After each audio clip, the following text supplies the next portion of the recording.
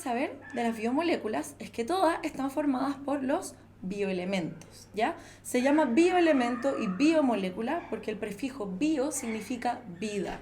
Cuando nos hablan de bioelementos o biomoléculas, son los elementos químicos que forman a su vez las moléculas químicas que están presentes en la vida, ¿de acuerdo? Como todos ustedes sabrán, hay muchísimos elementos químicos, hay más de 140, y no están todos repartidos de formas parejas en la corteza terrestre. Y tampoco están todos repartidos de igual forma en todos los componentes de la vida, en todos los componentes de la Tierra, perdón. Los bioelementos, los que tenemos aquí, son los elementos que están más abundantes en todos los seres vivos, independiente del ser vivo que sea. Para que no se olviden nunca, les puse aquí una mnemotecnia. Si ustedes se fijan, todos los símbolos de los bioelementos pueden formar la palabra CHOMPS, ¿ya? Con eso no quiero que se les olvide nunca. La C es por carbono, H por hidrógeno, O por oxígeno, N nitrógeno. La P es por fósforo, porque recuerden que el elemento químico fósforo en la tabla periódica se simboliza con la letra P. Lo mismo el azufre, que se simboliza con la letra S. Entonces, estos 6 elementos, para que nos acordemos, los CHOMPS, son los elementos que están más abundantes en la vida. Si nosotros tomáramos el peso seco de los seres vivos, estos compondrían más del 80% del peso que tiene un ser vivo, ¿ya?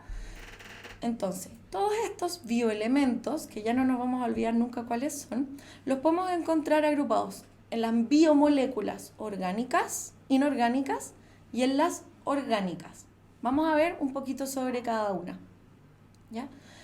Las biomoléculas inorgánicas son principalmente agua, sales minerales y gases. ¿Por qué se dice que son moléculas inorgánicas? Porque no tienen el átomo carbono, este átomo de acá, no lo tienen en su composición. Por eso es que se le llaman biomoléculas inorgánicas. En primer lugar vamos a hablar, chicos, del agua. Y para eso voy a hacer un pequeño esquemita en la pizarra. Un átomo de oxígeno,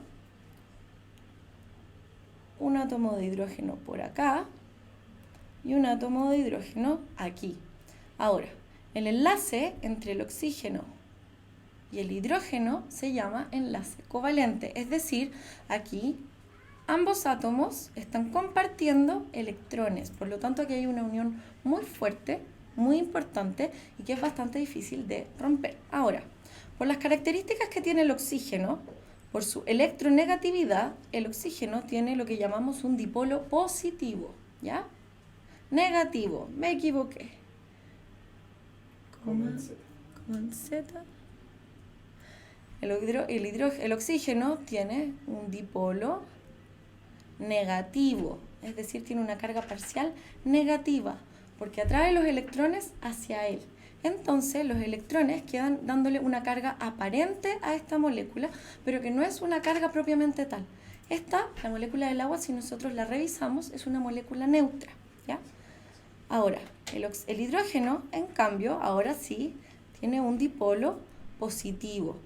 ¿Por qué? Porque los electrones, como están más cerca del oxígeno por su electronegatividad, ¿ya? El hidrógeno queda con una carga aparente positiva. Esto, chiquillos, esta característica que yo les acabo de dibujar del agua es lo que permite que ésta sea el mejor disolvente que podamos encontrar. Es lo que le llaman un disolvente universal. ¿Por qué? Porque esta propiedad de tener dos polos le permite disolver partículas cargadas y otras partículas que también tengan dipolos. Por lo tanto, es lo que facilita y permite la existencia de la vida.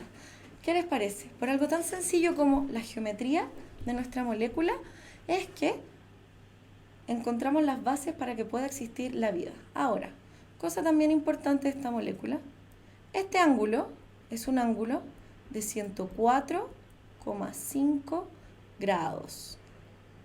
Ahí. Esa es la distancia, la geometría que tiene esta molécula por cómo está formada y por los átomos que la componen.